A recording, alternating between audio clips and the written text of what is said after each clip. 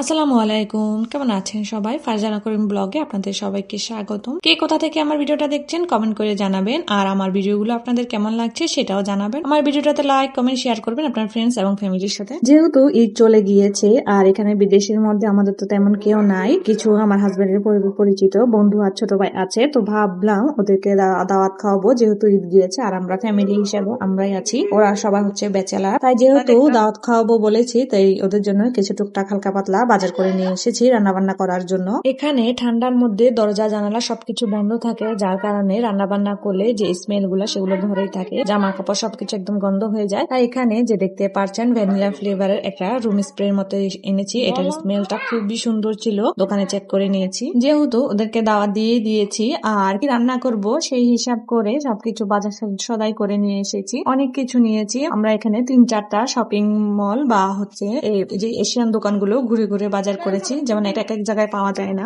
আমি ভেবেছি একটু চাইনিজ সবজি করব, তাই দেখলাম যে পেঁপে কোথাও খুঁজে পাচ্ছি না, যেহেতু বরবটি নেন, অনেক খোঁজাখুঁজির পর পেঁপেটা পেলাম। এখানে আমি একদম চাইনিজ সবজির জন্য যত রকমের ক্যাপসিকাম কালার পেয়েছি সবগুলো নিয়েছি। তারপর এগুলো হচ্ছে দেখতে পাচ্ছেন ফ্রাইড অনিয়ন, তারপর মানে পেঁয়াজ বেরেস্তা, তারপর হচ্ছে টক দই, মানে এভরিথিং একদম যা যা লাগবে সবকিছু নিয়ে এসেছি। আর এখানে দেখেন বাংলাদেশের একদম যে বাংলাদেশি ব্র্যান্ডের পোলাওর চাল সব একসাথে নিয়ে এসেছি, কারণ এখানে বাংলাদেশের মতো একদম সবকিছু অ্যাভেলেবল হাতের কাছে পাওয়া যায় না, একটু দূরে দূরে সুপার সবগুলো, আর ক্যারি করে আনাও কষ্ট, যেহেতু গাড়ি দিয়ে যাব একসাথে, তাই সব নিয়ে এসেছি। আর এটা ছিল একটু ভিন্ন ফ্লেভারের দই, তাই নিয়েছি, দেখবো এটা খেয়ে কিরকম। অন্যগুলো তো রান্নার জন্য, কিন্তু এটা খাওয়া যাবে, আর যেহেতু নাস্তা বানাবো তাই দুধ তো অবশ্যই দরকার। আর এখানে সাথে আমি নিয়ে নিয়েছি রোস্টের জন্য চিকেন, একদম থাইয়ার লেগ পিস নিয়েছি, আর হচ্ছে নিয়েছি গরুর মাংস, আর হচ্ছে হান্ডি মাংস। আর এখন আমি এগুলাকে সবগুলোকে সুন্দর করে ফ্রিজে গুছিয়ে গুছিয়ে রাখবো, যেহেতু কালকে রান্না বান্না, তো কালকে এগুলো আবার বের করবো, এখন সুন্দর করে রেখে দিচ্ছি। বাজার দেখে শুনে করা না যতটা কষবো,